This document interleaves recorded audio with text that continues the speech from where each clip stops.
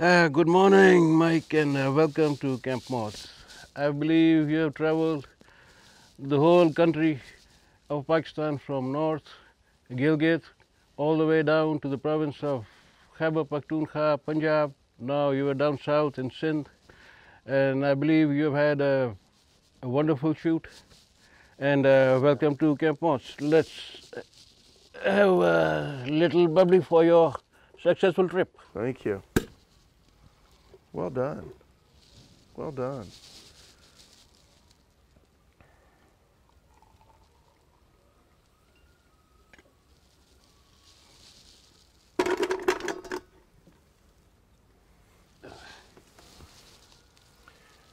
Cheers. Cheers, brother.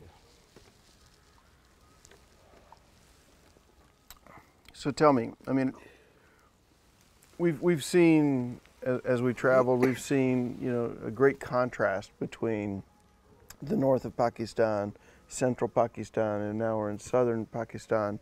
Throughout, we've seen real diversity of people and wildlife, and then we ended here, which is a sort of an idyllic spot, and it gives us a great ability to rest because I think in 11 days we've been on the road for 6 of them.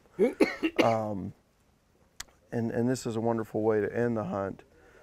And so tell me, what was your idea in coming up with this camp, which is surrounded by agriculture, and yet you've chosen, it seems, to protect wildlife more than just have farms? And so what was your thinking in doing that? Well, I guess farming and hunting go hand to hand. I believe 90% or more farmers in the world are also hunters, or at least they want to shoo away the pests. So that also comes to hunting. Right. And as you grow more mature, as you grow old, like when you take the environment out and you see habitat loss, you see more people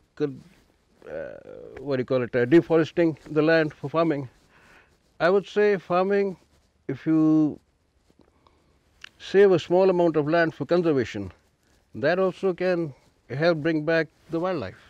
Yeah, you seem, as we drove around looking, it seems that it's farming intensive, but you've also preserved a lot of little areas where a great amount of wildlife can get refuge. Was that the thinking?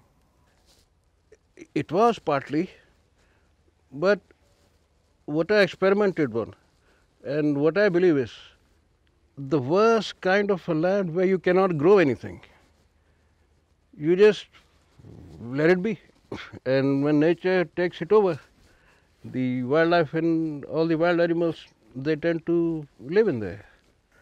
I think the average hunter coming to Pakistan, and I'm probably going to qualify for that, has too aggressive of a menu, if you will, of animals they want to hunt. I mean, we went all the way from Gilgit all the way down. I think if I were, going to talk to a hunter in America, what I would tell him is maybe come and do the Punjab and do the Sindh and finish here where you have 3 or 4 days to really relax, because, I mean, now I'm wishing I had done that instead of just having a day or two here. Other than, obviously the beautiful sights and sounds, what all can you hunt and do in this particular region? Over here, plains games. Okay. Hilly areas, the Himalaya, the Kalabagh area, it's all hills, right? Well, hills is kind of an understatement, but yeah, we'll call them hills. Kalabagh is hills. Himalayas are mountains. But the terrain is different than over here. So here you have hog deer, Cheetal, wild boar. axis for us, wild boar. Yeah. Jackal. Jackals, yeah. And predators like the jungle cat. Jungle cat. The jungle cat. Yeah, about a couple of hours away, we got the Chinkara gazelle, we got the blackbuck, we got the nilgai. Right. So basically, plains game and game which is located between the plains and the desert. And so you can day camp here and then go to the other places and then come back and at night relax. Or stay there as spike camp if you wanted to. The joy of staying at each place is a joy altogether different. Like if we'd go and camp in the desert, it'll be all like sand. Yeah. the joy of camping at different places and hunting is different. Yeah. As I look at the camp, it looks like a collaboration of a whole bunch of people who have given you ideas, and you know, some of it feels very at home, like the wagon wheel. Oh yeah. Looks like something I would see in South Texas. Oh yeah. A gentleman came over here. So how old is the camp? 5 years plus old. Okay. Yeah. The gentleman from Texas, he came over, and that was his idea to put up a wagon wheel as a chandelier. I get it. Yeah. Being from Texas. Another gentleman from Maryland was here. The Maryland gentleman's idea was this gazebo. He had mentioned that built something over water. Yeah, I get it. It's a great place to sit out, reflect, you know. I think sometimes we get so consumed in our hunts that we really forget to sit back and really enjoy what it is we did. Here, you get the chance to just... You see, the idea of all this is trek around up north, go up on the hills, trek around up on the freezing mountains, and then in the end, come over here and enjoy this camp.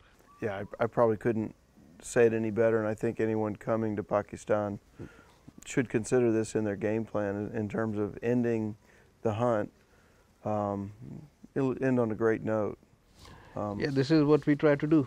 And you know, I think the biggest thing, and you know, my contribution to the camp will be I'm going to try to get a U.S. flag that says "Make America" and Pakistan's relationship great again, because I think it, you know, having been here now for 11 days, my interpretation, if you will, of Pakistan is quite a bit different than it was before. And I've lived in the Middle East as a young man. Yeah.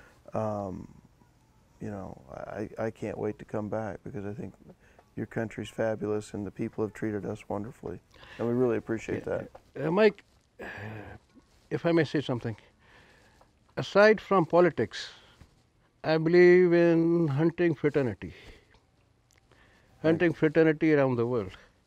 I doubt a gentleman who's hunting in any other country, like the US or Pakistan, maybe Iran, maybe Turkey, has a grudge against a fellow hunter who's hunting somewhere else in another country and maybe on the same species.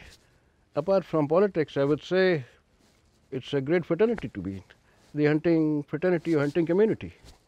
Agreed. And we always welcome. On that note, I'll give a toast to us hunters Right. who are the true conservationists. Right.